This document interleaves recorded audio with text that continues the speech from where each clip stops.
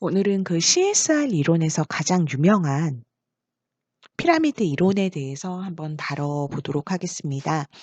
이미 아시는 분들도 있고 제가 앞에도 개요 정도는 간략하게 설명을 드렸었는데 오늘은 약간 뎁스를 깊게 해서 CSR 이론이 어떤 것이고 또 왜 피라미드 이론이 어떤 면에서 계속해서 지속성을 갖고 있는 이론으로 각광받고 있는지 또 그 한계점에 대해서 잠깐 살펴보도록 하겠습니다.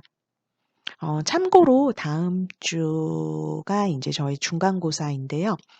코로나 사태와 관련해서 캐롤의 피라미드 모형 이론에 대해서 설명하고 기업이 무엇인지, 기업의 역할이 무엇인지 제안하세요. 이 부분으로 제가 중간고사 과제랄까 내드렸습니다. 오픈북이니까 편하게 공부하시고 관련해서 생각을 한 페이지 정도, A4 한 페이지 정도 적으셔서 제 이메일로 제출해 주시면 됩니다. 자, 그러면은 기업의 사회적 책임의 피라미드라는 것은 무엇인가? 제가 그 OT 때부터 계속 약간 지속적으로 말씀을 드리고 있는데요. 가장 유명한 이론 중에 하나입니다. CSR에 대해서 여러 가지 얘기들이 나와도 사실은 피라미드 모형 정도에 대한 이해도를 갖추고 있으면은 다른 이론들에 대해서는 조금 약간 좀 모르는 부분이 있어도 쉽게 넘어가실 수 있으니까 아마 조금 참고하셔서 잘 들으시고 나면은 그 어떤 개념인지 쉽게 이해하실 수 있을 것이라고 생각을 합니다. 그 CSR의 피라미드라는 것은요. 기업이 주변 지역사회와 전 세계와 상호작용하는 방법에 대한 구체적인 이론을 이야기합니다. 이 이론은 처음에 1991년도에 피라미드 오브 컴퍼니 소셜 리스폰시빌리티라는 그 캐롤의 논문에서 처음 발표되었고요. 캐롤은 이 논문에서 한 기업의 사회적 책임에서 필수적이라고 생각되는 4가지 분야를 설명하고 있습니다. 즉, 사회에 대한 기업의 책임을 위한 기반이나 인프라를 만드는 4가지 의무로 구성되어 있습니다. 이 도입 후에 거의 30년이 지나가고 있지만 사회적 책임의 피라미드는 여전히 높은 관련성을 가지고 학계, 전문가, 그 산업계라든지 정치인들로부터 계속해서 인용되고 토론되고 또 그에 따라서 수정이나 비판도 지속되고 있는데요. 피라미드의 중요성과 수명은 거의 모든 회사가 채택할 수 있는 가장 심플하면서도 근본적인 틀에 기인하고 있는 것이 그 이유입니다. 먼저 그림에서 가장 하단에 있는 그 economic responsibility, 경제적 책임부터 살펴보도록 하겠습니다. 피라미드의 첫 번째 가장 중요한 레벨은 기업의 경제적 책임입니다. 이는 돈을 버는 것은 기업 조직의 의무이기도 합니다. 자선단체 혹은 비영리 단체라고 하더라도 성공과 지속을 위해서 자산이 필요하기 때문입니다. 캐롤에 따르면 CSR의 구현의 첫 단계는 사업을 운영하고 수익을 내는 것이라고 주장합니다. 투자자와 소유주에게 보상을 하기 위해서는 이익이 필요하다라고 필수적으로 필요하다라고 덧붙이고요. 이유는 사업 성장을 유지하기 위해서 또 다시 재투자되어야 한다는 점까지 간과하지 않고 있습니다. 책임은 투자, 마케팅 전략, 사업 운영, 그리고 다양한 이해관계자들과 함께 장기적인 재무 전략을 통해서 기업에 의해서 나타나게 됩니다. 법인이 사업 운영을 시작할 때 기업은 다수의 직원을 고용해야 되고 또 판매업자, 판매자, 마케팅 컨설턴트, 그다음에 주주, 투자자, 보험회사, 은행, 금융기관 등 서로 다른 이해 당사자들을 많이 포함하게 됩니다. 기업이 이익을 얻으면은 이해 당사자들은 긍정적인 영향을 받게 되는데 이를 경제학자들은 윈윈 이론이라고 이름을 붙였습니다. 이해관계자가 이익을 내고 자금 순환 과정이 개선되며 법인이 CSR, 경제적 책임을 성공적으로 달성할 수 있게 됩니다. 기업의 경제적 책임은 장기적으로 사업을 가능하게 할 뿐만 아니라 뒤에 나올 윤리, 파괴, 그다음에 법률에 대한 기준을 충족시키는 방법을 목표로 합니다. 예를 들면은 재활용품을 사용할 수 있고 재료비를 절감할 수 있도록 제조 공정을 적용시킨 기업이 경제적으로 책임 있는 기업의 대표 사례입니다. 이는 수익성을 증가시킬 뿐 아니라 요즘 얘기하는 탄소 발자국 감소 측면에서도 도움이 되죠. 즉, 수익성을 나타내는, 수익성을 내는 책임에 의해서 기업이 장기적으로 생존하고 사회를 지원할 수 있는 첫 번째 초석이 펼쳐지게 되는 것입니다. 법적 책임 부분입니다. 기업이 경제적 책임을 다한 후에 기업들은 사업 운영이 법의 테두리 안에 있는지, 법의 영역 안에 있는지, 법을 지키고 있는지를 확인해야 합니다. 기업은 법과 규정을 존중해야 하고 캐롤의 피라미드 이론에서도 CSR 피라미드의 2단계의 법적 책임이 놓여져 있습니다. 법적으로 책임 있는 기업이라는 것은 공정한 비즈니스 게임의 규칙을 받아들이고 있는 법인을 이야기합니다. 책임 있는 법인은 공정한 사업이 전체 경제와 정치 전반에 걸친 사회 구조에 긍정적인 영향을 미칠 수 있습니다. 경제적 요건과 마찬가지로 법적 요건이 충족되지 않을 경우에 기업의 생존이 위태로워져서 피라미드의 다른 단계로 넘어가는 것을 저해할 수 있기 때문에 이런 관점에서 법적 책임의식은 매우 중요합니다. 이러한 법적 조건에는 고용이라든지 경쟁, 보건, 안전에 관한 법률들이 포함되고 그렇지만 여기에만 국한된 것이 아니라 전반적인 법과 규정을 준수해야 합니다. 예를 들어서 법인이 탈세 절차를 밟고 있다든지 아니면 돈 세탁 행위를 하거나 혹은 독소 제품을 생산을 한다고 하면은 CSR을 가치를 공유하지 않는 기업이라고 간주될 수 있습니다. 조금 더 쉽게 설명을 드리면은 예를 들어서 그레이 영역이 무시되거나 우회되고 있을 때 사실상 회사를 위태롭게 할 수 있다는 관점에서 접근할 수 있습니다. 예를 들어서 식품기준청이 정한 규정을 충족하지 않으면 벌금이 부과된다는 것이나 요즘 같은 코로나 시대에 조직의 잘못된 조치로 인해서 누군가가 병에 걸리면은 사실상 이것은 회사를 파괴할 수도 있는 아주 값비싼 법적 절차를 초래하게 되죠. 또한 공급자들에게 실직이라든지 재정적인 차질을 초래할 수도 있습니다. 따라서 CSR에서의 법적 책임은 다음과 같이 요약됩니다. 정부 요구사항이나 법률에 따라서 일관된 방식으로 운영하는 것, 다양한 국가라든지 지역의 규정을 준수하는 것, 충실한 주주 및 회사 시민으로서의 행동, 법적인 의무 충족, 최소한의 법적 요건을 충족하는 재화라든지 서비스를 제공하는 것입니다. 다음은 세 번째 윤리적 책임입니다. 피라미드의 세 번째 단계는 회사의 윤리적 책임으로서 기업은 그 사회에서 선량한 시민으로서 행동해야 합니다. 그러한 책임이 법이 요구하지 않더라도 기업이 사회를 위해서 보다 나은 일을 할 수 있게 만들어주고요. 이 단계에서는 도덕적으로, 윤리적으로 행동함으로써 법적인 요건을 넘어서게 됩니다. 즉, 회사가 올바른 일을 하라라는 의식적인 결정을 내리게 된다는 뜻입니다.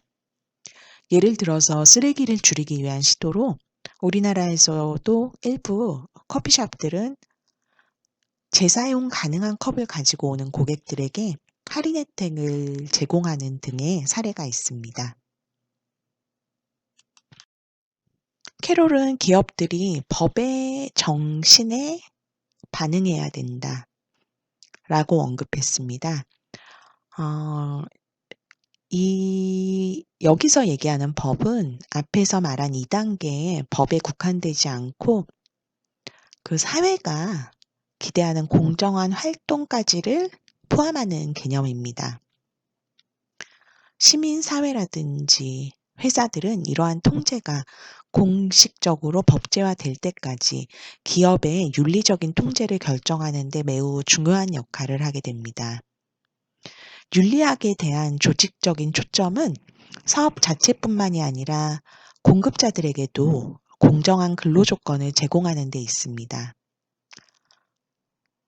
사업 관행에는 동일 노동에 대한 동일 임금과 보상에 대한 이니셔티브가 포함됩니다. 윤리적 사업 관행의 예를 들자면은 공정거래 인증을 받은 제품의 사용 등이 있습니다. 예를 들어서 벤앤제리스라는 아이스크림, 여러분들 편의점 가면은 요즘 많이 보실 텐데요. 설탕, 커피, 바나나, 바닐라까지 공정거래 인증 성분만을 사용하기도 합니다. 윤리적 책임이라는 것을 다시 한번 정리를 하면은 사회의 기대에 부합하는 방식을 이야기합니다. 사회가 채택한 윤리적이거나 도덕적인 기준에 대해서 재설정하고 진화하는 것을 포함해서 목표 달성을 위한 윤리적 기준을 위반하는 것을 방지하는 개념도 포함합니다. 윤리적으로나 도덕적으로 기대되는 일을 함으로써 적절한 비즈니스 시민이 되는 것을 이야기하고요. 비즈니스의 무결성이라든지 윤리적 행동이 법률과 규정 준수를 넘어서는 개념이라는 것을 기업 스스로가 인정하는 개념입니다. 마지막으로 기업의 박애주의 책임이란 무엇인가? 네 번째 레벨입니다.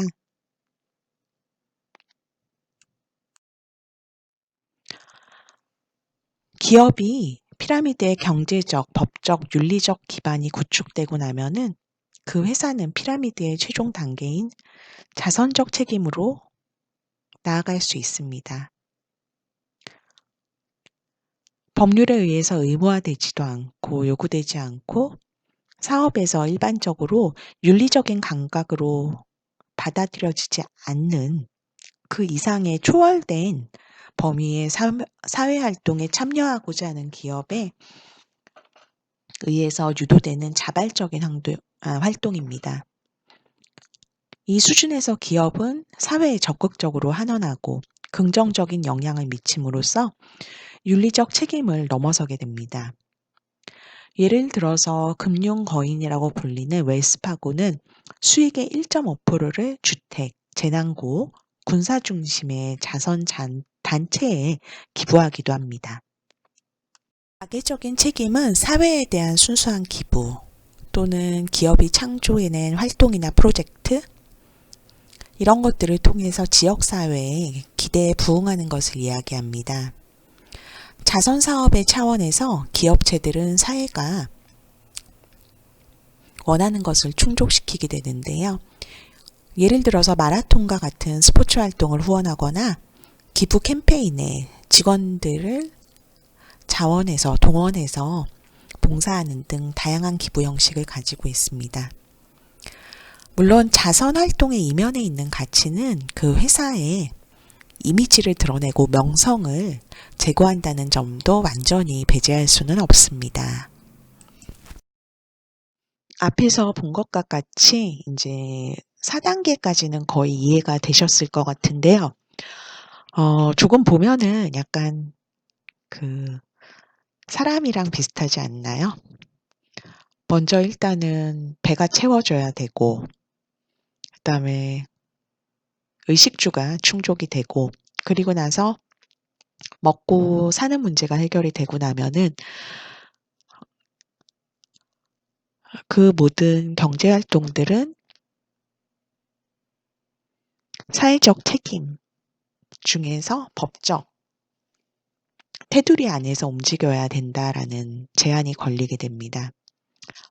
이 두 가지 것들이 충족하고 나면은 그다음에 윤리적인 것, 자기가 해야 되는 올바른 일을 하는 것에 더 초점을 맞추게 되고, 마지막으로 이런 일련의 활동들을 수행하면서 축적된 이미지들은 자선 활동을 통해서 기업의 또 다른 책임을 수행하는 네 가지 구조가 바로 캐롤의 피라미드 이론입니다. 하지만 여기에는 비판도 나타나게 되는데요. 첫 번째 가장 비판받는 한계점이라고 꼽히는 것은 미국 경험, 서양의 경험에 기초한다는 것입니다. 예를 들어서 연구자 크레인과 마테는 이 모델이 상충하는 의무들을 다루지 않고 있으며 국가와 기업 문화 둘 다 어떻게 자신을 드러낼 수 있는지에 대해서 구체적으로 언급하지 않는다고 주장합니다. 예를 들어서 유럽 회사들에 적용을 했을 경우에 피라미드의 각 다른 층들이 유럽 국가들에서 얼마나 다른 의미를 가지고 있는지 분석해보고 나온 결론이었고요.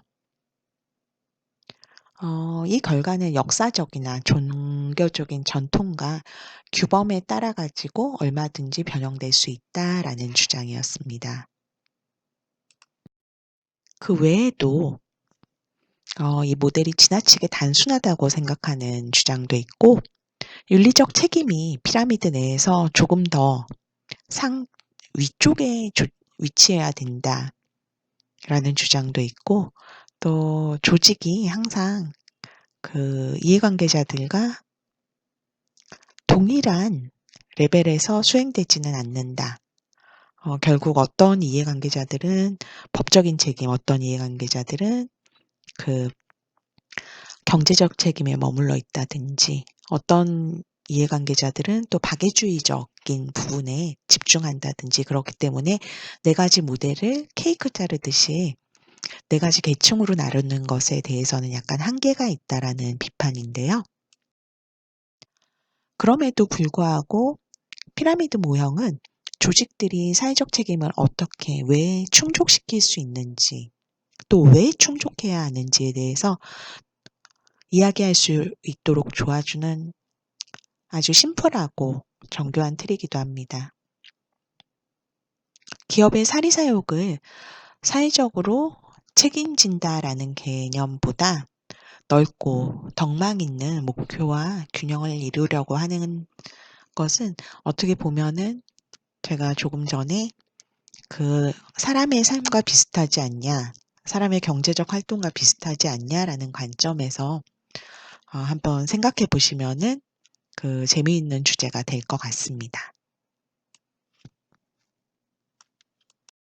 예, 이상으로 이번 수업 마치고요. 다음 주는 중간고사 기간이니까 준비 열심히 하시고요. 오늘 수업 토대로 해서 다들 좋은 의견들 제시해 주시기 바랍니다. 수고하셨습니다.